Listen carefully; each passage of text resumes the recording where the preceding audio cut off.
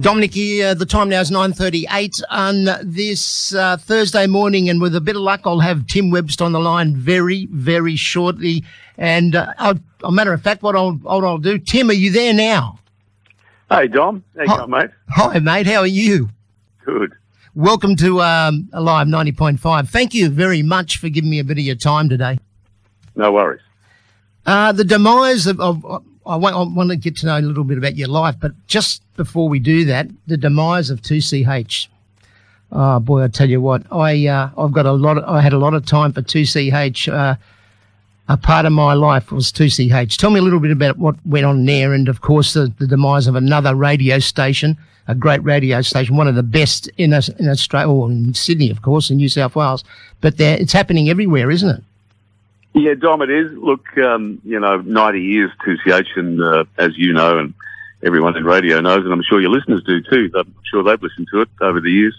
90 years of heritage all gone. Yeah, look, I was told, it's a couple of weeks ago now, at 9 o'clock on Wednesday morning, and Friday afternoon at 6 o'clock, it fairly unceremoniously just disappeared, all of that heritage. And look, I'm not critical of my former employers, SEN. I mean, they got a business to run, and they made the decision that, they couldn't afford to run 2CH anymore. But to their credit, they did give us 18 months of it after they bought the station. Now, we all thought when they bought the station that it'd be all over then. So, I was able to, and sadly, we lost the departed this life, our dear old mate Christopher Kearns, and Trevor Sinclair went elsewhere. So, in the end, from that last lineup, I was the only one left, and a lovely bloke called Matt Party. So we had a ball, and Dom, in 50 years in broadcasting, I don't think I've ever experienced anything like it. The outpouring of grief and love and support from the listeners, not just for me, but for the demise of, as you say, that great radio station. It just seems to be happening every year. What do you see as the vision, or the what's happening in radio? What do you think? Do you think podcasting's the biggest thing? Is just going to go that way all the time, or what do you think? Well, yeah. Look, Dom, it's younger people. I mean, my two youngest boys are both in their early 30s, and they might listen to Triple J a bit. I don't think they podcast very much. They might, if it's something that interests them. So, look, the future of radio's going okay. I think that the last time figures were released, listenership was up in radio. But it's got, I suppose it's at a crossroads. One of my former colleagues, Barry Chapman, actually described it, perhaps not very nice to describe it this way, but he said it's pretty much a supermarket product these days. Yeah. And, it's all about the bean counters making money out of it and forgetting what it really is. And I'm old school, and, as far as those CH listeners were concerned, it was their company. It was the thing they did, first thing in the morning. They turned the radio on, made a cup of coffee, and listened to the music. And, the heritage of 2CH has mostly been music, a little bit of talk over the years, but it's been a music station. Yeah, that's right. It's had, various incarnations and various formats, from, easy listening to a bit of country to what we ended with, which was classic hits, all that lovely old stuff from the 50s, 60s and 70s, and they just loved it. Now, as far as that generation is concerned, we're not off the perch yet. I don't know where they go for their music now. I mean, as we all know, you can stream music off the internet, and you can do Spotify, you can do all of that, and you can have thousands of songs on your phone. But it's not the same as having, the company of someone presenting it to you. And I think that's probably the tragedy of it. And look, it's not a morose thing to say, but I'm 70 now, and I think I've seen the best years of broadcasting. Look, I remember. I'm just about your age, mate. I'm 69 this year in October, so I go back a lot of years, and I used to remember radio so well, because you'd get up and live with your DJs or your radio announcers, people, John Laws, Bob Rogers, Ian McRae, Grant Goldman, Pete Graham, all these guys, Doug Mulray, I loved Ian Holland. And, I was lucky, to be fair. I was lucky. I was working as DJ with a company called A-Ball Entertainment, and they did all the five-star motels and all the clubs and whatever, and I got involved in a little bit of a 12-week course in radio, and that's what got me into radio. So, believe it or not, I worked with you many times as the DJ behind you when you were doing some of those great public speaking nights and whatever. And I tell you what, I lived for my radio. Just one thing about, of course, to the people of Live 90.5, if you don't know, we're on air with the media icon, radio, TV, and public speaker, of course, Tim Webster. But I want to share one little thing about 2CH before we leave 2CH, because I know you've had some great stories in the last few weeks in regards to 2CH. I don't know how far back you know about 2CH, but have you ever heard of the name of Mama Lena? No. Well, let me tell you a good story, because it belongs to the station you were at. And so just to show you how incredible 2CH was, this is taking you back to the years in the 1950s. I migrated out here with Mum and Dad and 3 other brothers. 1953, I was 3, and in 1956 we migrated out here in the Galileo and from Italy, and of course all the migrants came out here, the Italians, and a lot of those came out in 1950s and the 60s, and a lady called not Mama, but Lena Gustini and Dino Gustini. This is a good story for 2CH, because you've told me some great stories about 2CH. Yeah. They got together and they realised that when the Italian people came over here, migrated from Italy, they just lost all their background. They didn't. They a lot of them got depressed, and when they came out here, because they lost the love of their country. And a lady called Lena Gustini and Dino Gustini approached 2CH in the 1950s and said, look, any chance of putting together an Italian radio show for our people? And this is a brave move. Let's go back to the 50s, Tim. Okay, let's think about the 50s. And they said, and she was good enough to convince them to allow them to put this radio show together. And she called it Buonasera Australia, okay? and that's what she called the show. And about 1 year later, it became one of the number 1 shows in Sydney, and she was number 1 right through to about the early 70s. And of course, you could imagine the management, they couldn't believe how big this show became.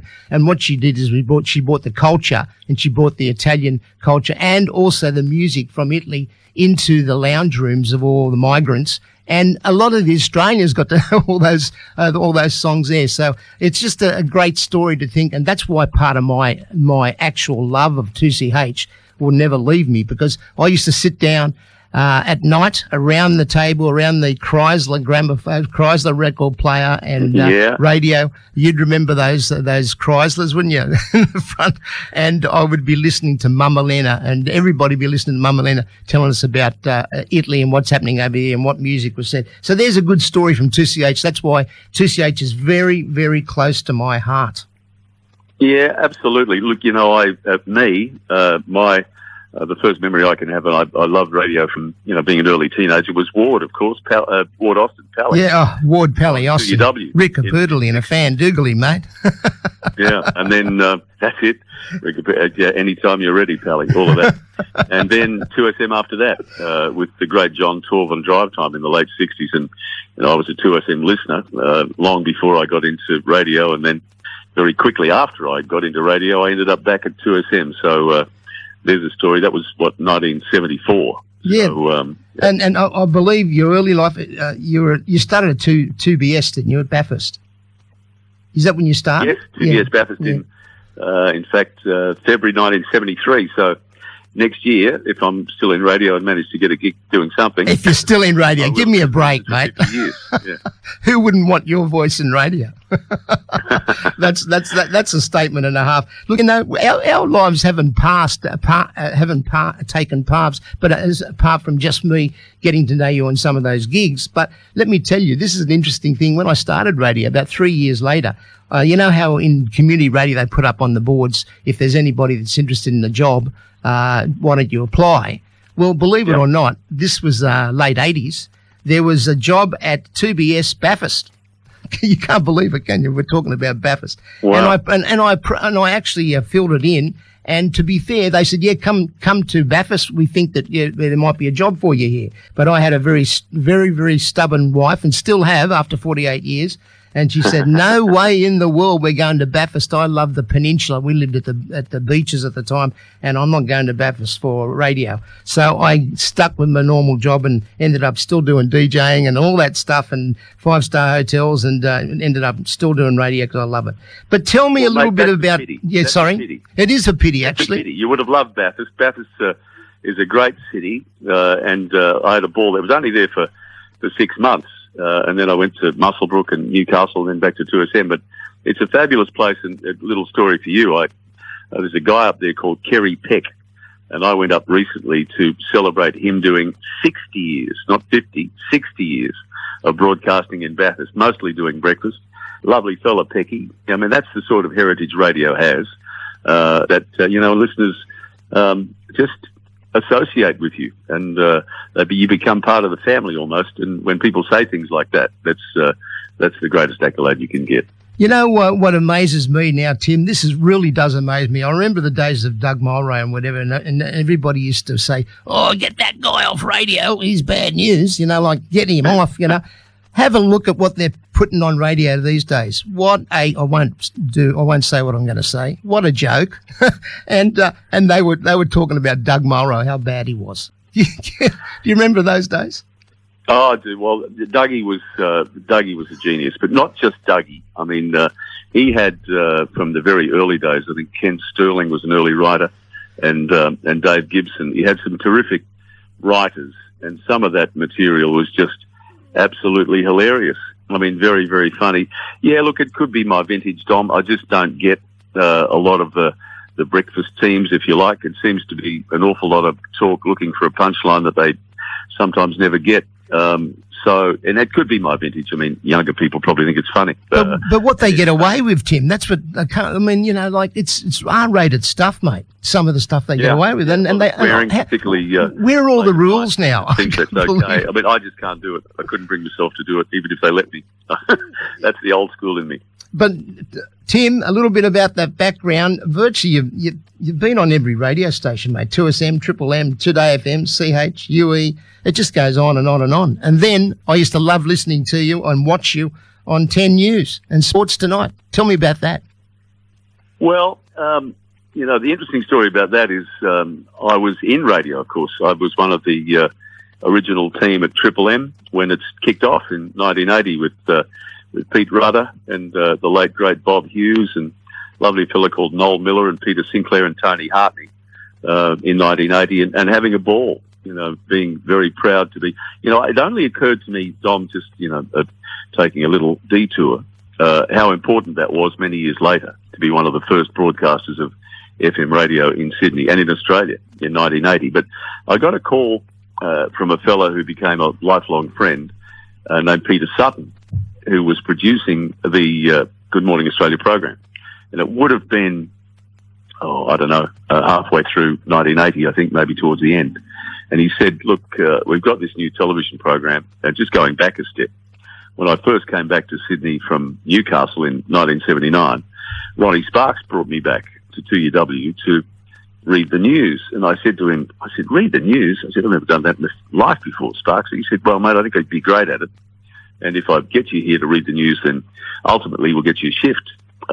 So it was in that period that Peter heard me reading the news on UW and liked what he heard and said, well, come in and do a little rehearsal, a little interview to see if we'd like you for the job, which I did. The funny story about that is I had a hair halfway down the back of my neck back in those days, so I had a haircut, and my grandma bought me a little suit because I never owned one. You love the leathers and the bikes too, mate. Yeah. And then I went in and did the interview and never heard back from them for, probably a couple of months. And then I called back and said, could you come in for another one? We've shortlisted you for the job. I went in and did an interview that they filmed with Gordon Elliott, who hosted the show, and ended up getting the gig. So that was February 1981. And then for a while, I didn't do much radio. Then I came back and did bits and pieces on UW and WS and all over the place. So that's that story. Do you still like the leathers and the bike? Are you still in it? Because the reason I know that is I was having I think the last time I met you was with Bill Woods, and I think it was his 40th or 45th birthday party, and I was the DJ there, and you rolled in with your leathers and your bike, and mate, you love it. Do you still drive the bike? And are you still on the bikes? No, I don't. I was pretty unwell a few years ago, about as unwell as you can get. Yep. Which I've recovered from. Yeah, well, it's all on Google, mate, so we don't have to talk about it. I've had a big case of the same problem you've had. But I can hold one up. I mean, I love Marley and I loved riding it. It probably, if I dropped it, I probably could pick it up. It's not a good idea to ride it. And over the years, apart from sports tonight, you've covered the Melbourne Cup, the Commonwealth Games, the Olympic Games. And one thing I did want to bring back, because you've talked to us about this, is very few radio DJs actually transfer over to TV. You're one of the very few that have been able to do it successfully. Yeah, so that transition, if you like, it doesn't tend to happen much anymore. I mean, they tend to, find somebody from reality TV or someone who's a comedian and put them on, and they don't have, in our terms, that radio training, that radio skill. Some of it works, some of it doesn't. But you'll find that, a lot of the people who are started in radio, well, Ben Fordham's a perfect example. Benny started as almost an office boy. Went to television, came back to radio, and made the transition back very successfully. So, yeah, radio training, and both of us might be, a little bit protective of it. Radio training is invaluable. Yeah, no, well, that's the only way I got involved with radio. I did it, believe it or not, it was an 8 or 10 week course, and who was involved with it heavily in my days was called Rick Chisholm's DJ course and radio course, and Keith Williams taught us about 4 or 5 weeks in a row. Yeah, boy, what a voice he had, on Today FM. Yeah. Jeez, I never cease to amaze what a clear, nice voice he had. Just like Tim Webster, that's for sure. Yeah, well, God gave me that. Believe it or not, I've actually never had any voice training at all. It just happened. I've been blessed with that, so... Yeah, I think that's what happens. I think in the old days with Max Rowley, what they used to do is they never used to get you involved with the radio. They used to tape you. And then once they taped you and they thought you had the voice for radio, then he'd allow you in and charge you a fortune to teach you. And that's what Max Rowley's school. But that's the way... Well, I don't suppose it's that necessary to have the voice, if you like, for radio anymore, because the whole business is different, and they've gone into this, getting... particularly on FM, getting teams, they seem to think that's a good idea, 2 or 3 people. Not very much music. I mean, back in the early 80s, of course, when FM first started, it was all about music. But business has changed, as we know, and that's fine. I mean, everything evolves, doesn't it? Yeah, and another thing I was going to say, if you Google Tim Webster, and it says there, people interested in Tim Webster's basically...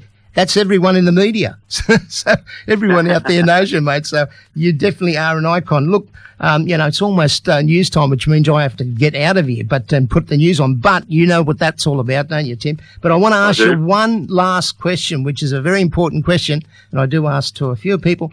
Just listen to this one. If you could sit on a bench and chat for 1 hour with anyone past or present, who would it be? Walter Cronkite. Why is that? The great American news broadcaster and journalist, who was, Brian Henderson pinched that line, that's the way it is, from Walter Cronkite. I didn't know much about him as a kid, but when I became a news presenter, I researched him quite thoroughly. I mean, I reckon definitely, the most respected news journalist, broadcaster, presenter that I can think of. Brian Henderson was wonderful, but Cronkite was outstanding. I'd love to sit on a bench and talk with him about his early career and what broadcasting meant to him. Thanks, Tim. Thanks for your time. I really appreciate it. You don't know how happy you've made me today just coming on here and saying hello to me. Not a problem, old mate. All the best to you and your listeners. See you, mate, and have a great future, mate. Look after yourself. I know you've had some problems. I know how you feel there because I've had some problems myself, and I'm sure you have been over it for a few years, so just keep those tests going, and I'm sure you'll keep on keeping on. All good, buddy. Thank you. See you, Tim. Thanks very much, mate.